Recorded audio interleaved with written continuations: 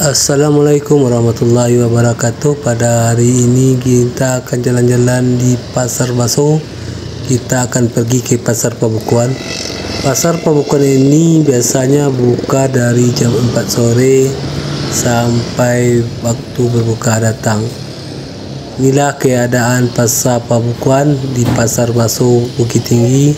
Jadi di sini banyak dijual berbagai macam aneka ragam makanan, baik makanan tradisional, makanan khas Minangkabau tentunya.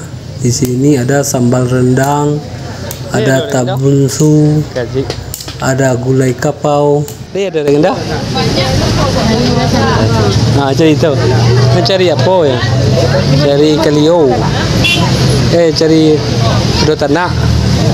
Ke bawah kami jadi tetek. Kami bawa sabukannya nih.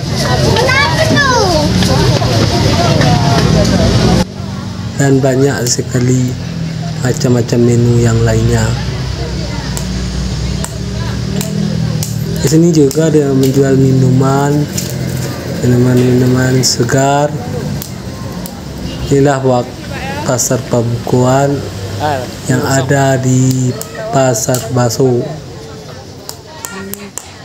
Jadi bagi para perantau yang mungkin kangen atau rindu itu Pasar Pabukuannya, beginilah suasananya.